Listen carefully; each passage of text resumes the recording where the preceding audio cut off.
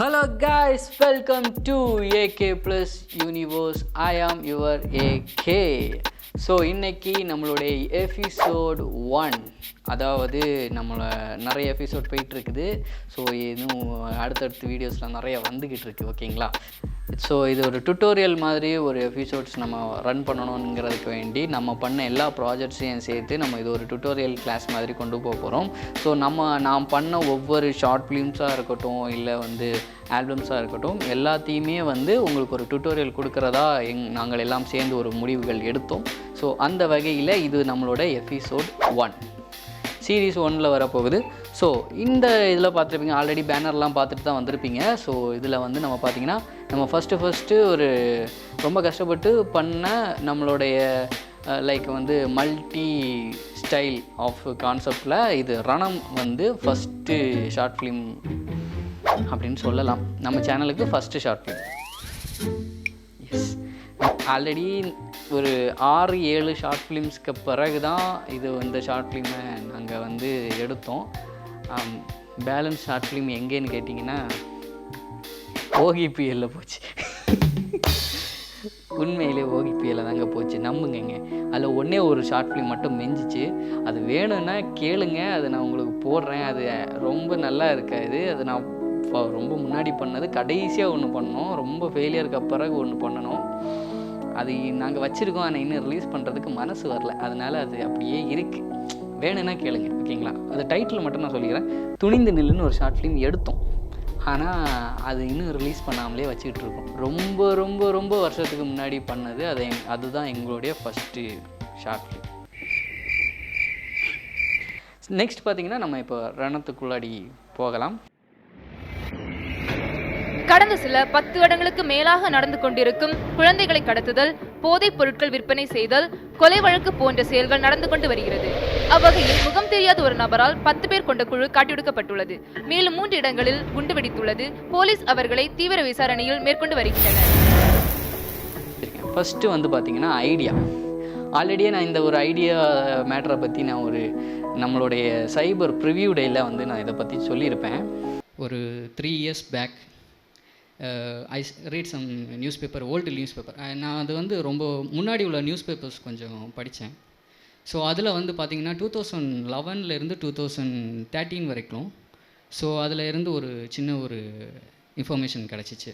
பார்த்திங்களா, அதில் நான் சொன்ன அதே மேட்ரு தான். இந்த ஐடியா கிடச்சது 2011 ஒரு சம்பவம் நடந்துச்சு. அதிலேருந்து ஒரு பேப்பர் கான்செப்டில் தான் இந்த ஒரு கான்செப்டே நான் க்ரியேட் பண்ணேன். பட் அந்த ரணம் நாங்கள் எழுதும்போது என்னென்னா மோர் இமேஜினேஷன்ஸ், என்ன சொல்கிறது, நிறைய விஷயங்கள் மைண்டில் வந்துச்சு. இந்த கான்செப்டை இன்னும் நல்லா விரிவுபடுத்தலாம் அப்படின்னு சொல்லிட்டு நிறைய புக்ஸ் அண்டு நிறைய மூவிஸ் ரெஃபர் பண்ண ஆரம்பித்தோம். எல்லாமே நம்ம தமிழ்நாட்டு ஸ்டைலாக இல்லாமல், நான் தமிழ்நாடே ஃபாலோ பண்ணல, நம்மளுடைய ஹாலிவுட் பாலிவுட் எதையுமே நான் ஃபாலோ பண்ணல. நான் ஹாலிவுட் ஃபாலோ பண்ணேன், பாலிவுட் ஆர் டாலிவுட் எதுவுமே நான் ஃபாலோ பண்ணல. நான் ஃபாலோ பண்ண ஸ்டைல் பாலிவுட் ஸ்டைலில் தான் ஃபாலோ பண்ணேன். ஸோ அவங்கள ட்ராக் பண்ண ட்ரை பண்ணேன். ஸோ அப்போ எனக்கு மார்வல் ஸ்டுடியோவோடைய கான்செப்ட், அவங்களுடைய MCUன்னு நினைக்கிறேன். Yes, Marvel cinema universe, MCU அப்படிங்கிற ஒரு கான்செப்ட் அந்த டைம் எழுதிட்டு இருக்கும்போது லைட்டாக கிடச்சிச்சு. ஸோ நாங்கள் அந்த டைமில் இருந்தே நாங்கள் நிறைய சீரீஸ் பார்க்க ஆரம்பிக்கிறது, அவங்களுடைய இதெல்லாமே பார்த்து கொஞ்சம் கெயின் பண்ணி தான் இந்த ரணம்ங்கிற ஒரு ஷார்ட் ஃபிலிமை எடுக்கிறதுக்கு ட்ரை பண்ணோம். ஏய், என்னடி இப்படிலாம் செஞ்சா அவனை விட்டுட்டு தானே போவான்? இதையும் மீறி அவன் என்ன லவ் பண்ணானா, அப்போ ஒத்துக்கிறேன், அவன் என்னை கடைசி வரைக்கும் வச்சு காப்பாற்றுவான்னு. ஸோ என்ன ஆச்சு, உண்மையாக சொல்ல போயாச்சுன்னா எங்ககிட்ட எந்த எக்யூப்மெண்ட்ஸும் ஸ்ட்ராங்காக இல்லாத தருணம் அது. ஆனால் ரொம்ப கஷ்டப்பட்டு தான் அந்த ஷார்ட் ஃபிலிமே நாங்கள் எடுத்தோம். ஸோ எங்கள்கிட்ட இருக்கிற க்ரூஸ் எல்லாம் பார்த்திங்கன்னா, நம்மள்ட்ட நிறைய மக்கள், மீன்ஸ் நம்ம ஆக்டர்ஸாக இருந்தாலும் சரி, நம்மளோட க்ரூ எல்லாமே நிறைய பேர் இருக்காங்க. பட் டெக்னீஷியன் சைடு நாங்கள் ரொம்ப வீக்காக இருந்தோம். ஒரு நல்ல ப்ராப்பர் கேமரா எங்களுக்கு கிடைக்கல. ஸோ அதுக்கு பிறகு இந்த சில டைம் இன்டோருக்கு நம்ம ஷூட் பண்ணும்போது அங்கே கொஞ்சம் லைட்ஸ் ப்ராப்ளம் வந்துச்சு. அதுக்கு நாங்கள் கொஞ்சம் சிரமப்பட்டோம். ஸோ ட்ராவலிங்க்கு வந்து எக்ஸ்பென்ஸ் ரொம்ப அதிகமாச்சு. அது நாங்கள் என்ன பண்ணலான்னு சொல்லிட்டு அதுவும் ஒரு சைடு போச்சு.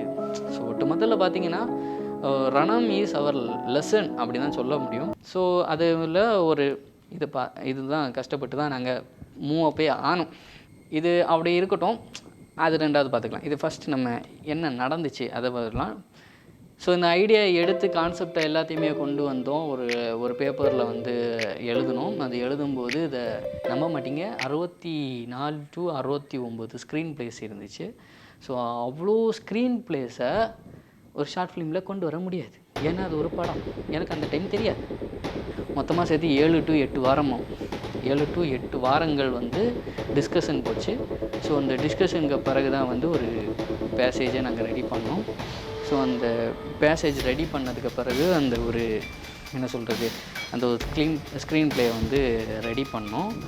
ஸோ அதில் வந்து 69 ஸ்க்ரீன் ப்ளே ஆச்சு.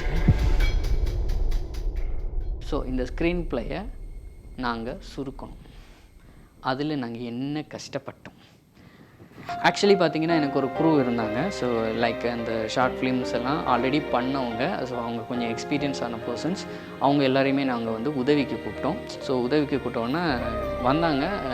அவங்கள பேர் சொல்லாமன்னு தெரியல. ஸோ அந்த இப்போ எல்லாமே அவங்க எல்லாருமே வந்து கொஞ்சம் பெரிய படங்களில் அசிஸ்டன்ட் டைரக்டராக ஒர்க் பண்ணுறாங்க. ஸோ அவங்கள நேம் நான் சொல்லலை, ஓகேங்களா. ஸோ அவங்க எல்லாம் வந்து எனக்கு கொஞ்சம் சப்போர்ட் பண்ணாங்க. ஸோ அவங்க ரைட்டிங் ஒர்க் எல்லாத்தையும் பார்த்தாங்க, எல்லாத்தையுமே வந்து இது பண்ணாங்க. ஸோ அதிலேருந்து நாங்கள் நிறைய என்ன சொல்கிறது, ஒவ்வொரு கேரக்டர்ஸை ரிமூவ் பண்ணலான்னு ஃபஸ்ட்டு தொடங்கினோம். பட் அது நாங்கள் கேரக்டர்ஸை ரிமூவ் பண்ண முடியலை.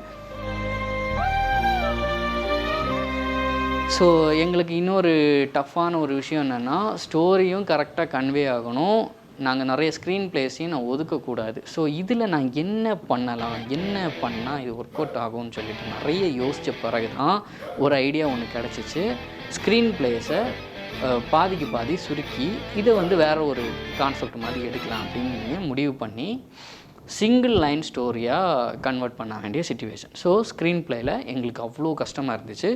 ஸோ ஸ்க்ரீன் பிளேக்கு கூட தான் நான் வந்து நிறைய பேர் கூட டிஸ்கஸ் பண்ண வேண்டிய சிச்சுவேஷன் வந்துச்சு. 64, 69 ஸ்க்ரீன் பிளேஸை ஒரு 15க்கு கன்வெர்ட் பண்ணோம். 15 to பேசிக் எல்லாமே ரைட்டிங்லாம் சேர்த்து ஒரு 20 ஸ்க்ரீன் பிளேஸ் வந்து உள்ளே இருக்கும். ஸோ 20க்கு கன்வெர்ட் பண்ணோம். ஸோ அந்த 20க்கு கன்வெர்ட் பண்ணி நாங்கள் அதை கரெக்டாக கான்வே பண்ணும்போது ஃபஸ்ட் கிளாஸாக இருந்துச்சு. என்ன ஆச்சுன்னா, ஏன் நான் இவ்வளோ சோகமாக சொல்கிறேன்னா, நான் படிக்கும்போதும் மற்றவங்க படிக்கும்போதும் அந்த ஸ்க்ரீன் ப்ளே ஃபஸ்ட் கிளாஸாக இருந்துச்சு, நல்லா இருந்துச்சு. என்ன பிரச்சனை நடந்துச்சுன்னா அதை நான் லாஸ்ட்டு சொல்கிறேன். ஸ்க்ரீன் ப்ளேலாம் ரெடி ஆகி வந்துருச்சு.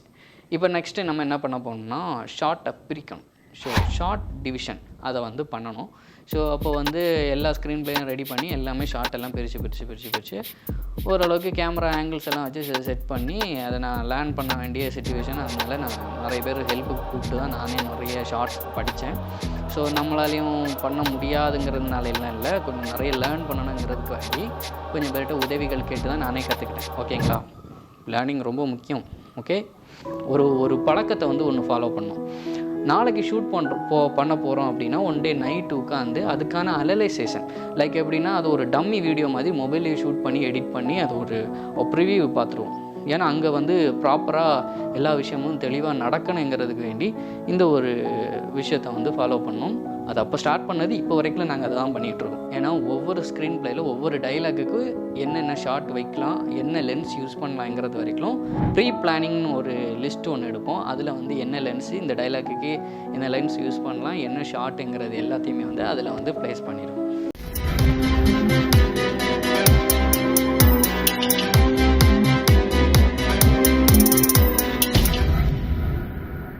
ஸோ இப்போ வந்து ஷார்ட் டிவிஷன் முடிஞ்சிச்சு.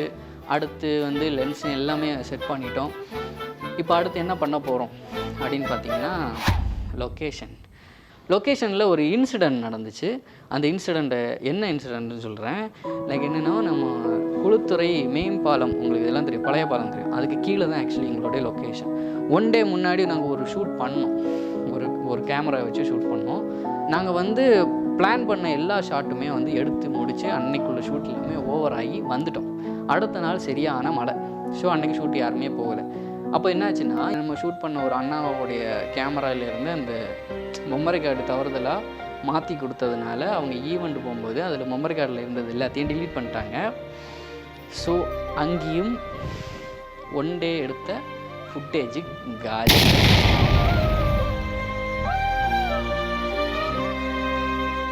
அதுக்கு பிறகு என்ன பண்ணலாம் அப்படின்னு யோசிச்சுட்டு இருக்கும்போது தான் திரும்ப அதே இடத்துல போய் ஷூட் பண்ணலாம் அப்படின்னு பிளான் பண்ணோம். திரும்பவும் ஒரு 2 days 3 days தாண்டி அந்த இடத்துக்கு நாங்கள் திரும்ப போகிறோம்.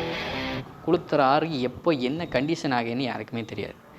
ஃப்ளட் வந்துடுச்சு, அந்த இடம் ஃபுல்லாக நிறைஞ்சிருச்சு. ஷூட் பண்ணுறதுக்கு ஒரு சின்ன சான்ஸ் கூட கிடையாது. ஸோ அப்போது நாங்கள் இன்னொரு பிளான் பண்ணோம். ஓகே, அந்த சைடில் ஒரு சின்னதாக ஒன்று இருக்குது, அது ஒரு 2 daysல வந்து ட்ரை ஆயிரும். ஸோ அங்கே வச்சு ஷூட் பண்ணலான்னு பிளான் பண்ணோம். ஸோ அதுக்கு பிறகு நாங்கள் அங்கேயே தான் வச்சு ஷூட் பண்ணி எடுத்தோம். நீங்கள் அந்த சீனை தான் நீங்கள் வந்து ரணத்தில் பார்த்தீங்க. நமக்கு ஒரு புதிய ப்ராஜெக்ட் வந்திருக்குடா. டே, என்னடா ஸ்கூல்ல ப்ராஜெக்ட் விட்டாங்களாடா? டேய், இது ஸ்கூல் ப்ராஜெக்ட் இல்லடா, கடத்தல் ப்ராஜெக்ட். அனலைசேஷன். ஸோ அனலைசேஷன் பண்ணி முடிக்கிறதுக்கு நமக்கு 1 day எடுக்கும். ஏன்னா ஒரு ஷார்ட் ஃபிலிம்க்கு ஏன் 1 day எடுக்குது அப்படின்னு சொன்னாச்சுன்னா, அது எல்லா ஷார்ட்டு நீங்கள் நம்ம வந்து ஒரு பிளான் போட்டிருப்போம், ப்ரிவியூ ஒன்று போட்டிருப்போம் ஒரு ஷார்ட்டுக்கு. அது எல்லாமே கரெக்டாக இருக்காங்கிறத செக் பண்ணுறதுக்கு வேண்டி அதை ஒன்று பண்ணணும். அண்ட் இன்னும் ஃபைனலாக வந்து எடிட்டிங் போகும்போது என்ன ஆச்சு அப்படின்னா, எல்லாமே நாங்கள் பண்ண பிளானிங் எல்லாமே எனக்கு தெரிஞ்சது கரெக்டாக தான் இருந்துச்சு. ஸோ நம்ம லென்ஸில் கொஞ்சம் தப்பு பண்ணிக்கிட்டோம். ஏன்னா நாங்கள் எதிர்பார்த்த லென்ஸ் வந்து கிடைக்கல. ஸோ அதனால் 180 தான் வச்சு ஷூட் பண்ணது. டோட்டலாகவே 180 ஃபாலோ பண்ணி ஷூட் பண்ணோம். ஸோ அதுக்கு பிறகு என்ன ஆச்சுன்னா, நம்ம எல்லாமே ஓகேவாக தான் இருந்துச்சு. கடைசியில் அதுலேயும் ஒரு சில சீன் எடுக்க வேண்டியது இருந்துச்சு. ஏன்னா அந்த ஸ்டோரி வந்து தெளிவாக கன்வே ஆகலை. இப்போ நான் ஒரு விஷயத்தை கற்றுக்கிட்டேன். ஏன்னா என்னென்னா, அந்த ஸ்க்ரீன் பிளேலேயே நம்ம கரெக்டாக அதை நோட் பண்ணியிருந்தோன்னா இந்த மாதிரி ஒரு விஷயம் வந்திருக்காது. ஸோ திரும்பவும் அதை நாங்கள் எடிட்டிங் ப்ராசஸ்லேயே பண்ணிக்கலான்னு சொல்லிவிட்டு நாங்கள் திரும்பவும் எடிட்டிங் பண்ண ஆரம்பித்தோம். ஸோ எடிட்டிங் எல்லாம் பண்ணி முடித்ததுக்கு பிறகு ஒரு ப்ரீ கட் ஒன்று வரும்.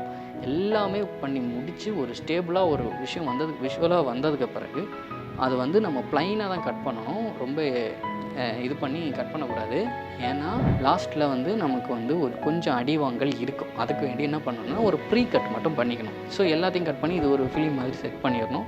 செட் பண்ணி அதை வந்து இப்போ தான் நமக்கு வந்து ஒரு உதவி தேவைப்படும், பேக்ரவுண்ட் பிஜிஎம்.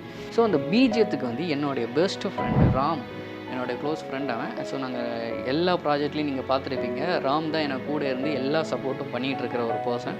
ஸோ நான் வந்து இந்த ப்ராஜெக்டை அவர்கிட்ட கொடுக்கணும். ஸோ இந்த ப்ராஜெக்ட் அவர்கிட்ட கொடுக்கும்போது அவர் எனக்கு மியூசிக் பண்ணி வேவ் ஃபைலாக எனக்கு திரும்ப சென்ட் பண்ணுவார். இதுதான் ஆக்சுவலி வந்து டீலிங். மியூசிக் டீலிங் வந்து இந்த மாதிரி தான் இருக்கும். ஓகேங்களா? ஸோ வந்து நம்ம ஒரு ப்ரீ கட் பண்ணி கொடுத்துட்டு அவன் ஒரு சாம்பிள்ஸ் அனுப்பி நம்ம அதை ஓகே பண்ணணும். ஸோ அது வந்து சீனுக்கு ஒட்டுதா ஒட்டலையா, அது வந்து அந்த எமோஷனலுக்கு டச் ஆகுதா, எல்லாமே வந்து நம்ம உட்காந்து ப்ராப்பராக அனலைஸ் பண்ணி தான் அதை வந்து ஃபைனல் கட்டுக்கே அனுப்பணும். ஸோ அதுக்கு பிறகு இப்போ ப்ரீ கட் பண்ணியாச்சு, மியூசிக்கெலாம் வந்துடுச்சு. இனி என்ன பண்ணணும்னு சொன்னாச்சுன்னா, அந்த மியூசிக்கு ஏற்ற மாதிரி இனி வந்து ஃபைனல் கட் பண்ணணும். ஸோ இது எல்லாத்தையுமே சேர்த்து நான் ஒரு ஃபைனல் கட்டாக நான் வந்து கொடுக்குறேன். ஒரு மூவி மாதிரி உள்ளே தான் அப்போ தான் வந்து எஃபெக்ட் பண்ணணும். அதில் தான் வந்து டிஐ வரும். ஸோ இது எல்லாமே அந்த ப்ராசஸ் எல்லாமே இப்போ தான் நடக்குது. ஸோ அந்த டிஐ பண்ணும்போது அந்த எமோஷ்னல் வித் அந்த மியூசிக்கு கூட சிங்க் ஆகிற மாதிரி தான் டிஐ பண்ணணும். ஆக்சுவலி அப்படி தான் பண்ணணும். ஸோ ஒரு சில மூவிஸில் என்ன பண்ணுவாங்கன்னா, ஃபஸ்ட்டு டிஐ பண்ணிவிட்டு அதுக்கப்புறம் வந்து பேக்ரவுண்ட் மியூசிக் பண்ணுவாங்க. ஸோ இது ரெண்டில் எது வேணாலும் பண்ணிக்கலாம். அது ஒவ்வொரு ஆளுடைய மைண்ட் செட்டை பொறுத்த ஒரு விஷயம். ப்ரீ கட்டும் பண்ணியாச்சு, எல்லாமே முடிஞ்சிச்சு. லாஸ்ட்டு ஃபைனலாக எல்லா அவுட்டையும் எடுத்து எல்லாம் கரெக்டாக இருக்கா, டைட்டில்ஸ் எல்லாம் போடணும், டைட்டில் போட்டு அதுக்கப்புறம் இதெல்லாம் பண்ணி முடித்து எல்லாமே அவுட் எடுத்து எல்லாத்தையுமே வந்து ஒரு ப்ரிவியூ ஒன்று பார்க்கணும். ப்ரிவியூ பார்த்தது மட்டும் போதாது, நம்ம கூட கொஞ்சம் அசிஸ்டன்ஸ் இருந்திருப்பாங்க. அவங்களையும் உட்கார வச்சு அந்த ஸ்க்ரீன் பிளேஸு எல்லாத்தையும் வச்சு எல்லாமே ப்ராப்பராக இருக்கா, நம்ம பிளான் பண்ண மாதிரி வந்திருக்கான்னு சொல்லிவிட்டு அதை பிளான் பண்ணணும். ஸோ அதை பிளான் பண்ணி அதில் ஏதாவது மிஸ்டேக்ஸ், சம்திங் ஏதாவது வந்து யூனிக்காக ஏதாவது நம்ம ரொம்ப கடினமான ஒரு மிஸ்டேக் ஏதாவது நம்ம அதில் பண்ணியிருந்தோம் அப்படின்னா ரீஷூட் போகிறத தவிர வேறு எந்த ஒரு வாய்ப்பும் கிடையாது. ஸோ அந்த ரீஷூட் பண்ணிவிட்டு அதையும் நம்ம வந்து அனலைஸ் பண்ணி சேம் ப்ராசஸ் திரும்பவும் நம்ம 1 day ஃபாலோ பண்ண மாதிரி இருக்கும். ஸோ அப்போ வந்து நம்ம மியூசிக் டைரக்டருக்கு திரும்ப ஒரு ஒர்க்கு நம்ம அதிகமாக கொடுக்குற மாதிரி மாதிரி இருக்கும். அண்டு லாஸ்ட் வந்து அந்த மியூசிக் பேட்டர்ன் ஒன்று போடணும். ஸோ இதுக்கு வந்து ஃபீலிங் என்ன எமோஷனல்னு சொல்லிவிட்டு அந்த ஃபஸ்ட்டு ட்ராக்லேருந்து இந்த ட்ராக் வரைக்கும் அந்த மியூசிக் எமோஷனலை கரெக்டாக கன்வே பண்ண ஒரு டேரக்டருக்கு கண்டிப்பாக தெரியணும். அதனால் அந்த மியூசிக் பற்றியும் கொஞ்சம் நாலேஜ் ஒரு டேரக்டருக்கு இருக்கணும். புரியுதுங்களா?